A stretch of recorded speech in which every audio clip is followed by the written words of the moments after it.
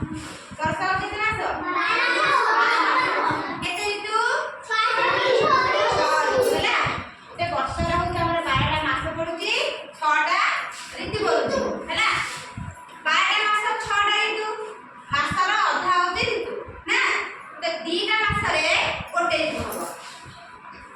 ହେଲା 2ଟା ମାସରେ ଗୋଟେ ଋତୁ ଆମର 12ଟା ମାସ ନା କେତେଟା ମାସ ଆମର 12ଟା 1 2 3 4 5 6 7 8 9 10 11 12 ତ 2ଟା ମାସକୁ ନେଇକି କଣ ଗୋଟେ ଋତୁ 2ଟା ମାସକୁ ନେଇକି ଗୋଟେ ରେଖା ବୁଝିପାରିଲ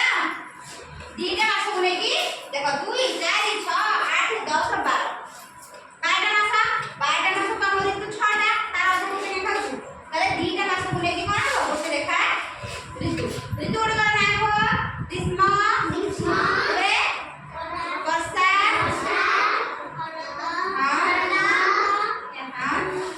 ଶୀତ ହେଲା 6 ଋତୁ ହେଇଗଲା এই 6ଟା ଋତୁକୁ ଆମେ ସବୁ 6ଟା ଋତୁକୁ ଜାଣିପାରୁଛେ ଆମେ ଜାଣିପାରୁଛେ ଆମେ କେତେଟା ଋତୁ ଜାଣିପାରୁଛେ 3ଟି ଋତୁକୁ ଜାଣିପାରୁଛେ ଗ୍ରୀଷ୍ମ ଋତୁ ଆମେ ଜାଣିପାରୁଛେ କାହିଁକି ଗ୍ରୀଷ୍ମ ଦିନେ କ'ଣ ହୁଏ ଅଧିକ ଖରା ହୁଏ ସ୍କୁଲ ଛୁଟି ହୁଏ ପୋଖରୀ ଗାଡେ ସବୁ ଶୁଖିଯାଏ ଚାରିଆଡ଼େ ଗଛ ପତ୍ର ବି ଶୁଖିଯାଏ କୋଆଡ଼େ ପାଣି ନଥାଏ ନା ତ ସେଥିପାଇଁ ଗ୍ରୀଷ୍ମ ଋତୁକୁ ଆମେ ଜାଣିପାରୁଛେ ଗ୍ରୀଷ୍ମ ଋତୁରେ 2ଟା ମାସ ହବ ବୈଶାଖ ଜ୍ୟେଷ୍ଠ ଆମର ସ୍କୁଲ ଛୁଟି ହେଇନି ଗ୍ରୀଷ୍ମ ମାସରେ କାହିଁକି ଜୋରେ ଖରା ହୁଏ ସେଥିପାଇଁ ଆମେ ଗ୍ରୀଷ୍ମ ଋତୁକୁ ଜାଣିପାରୁଛେ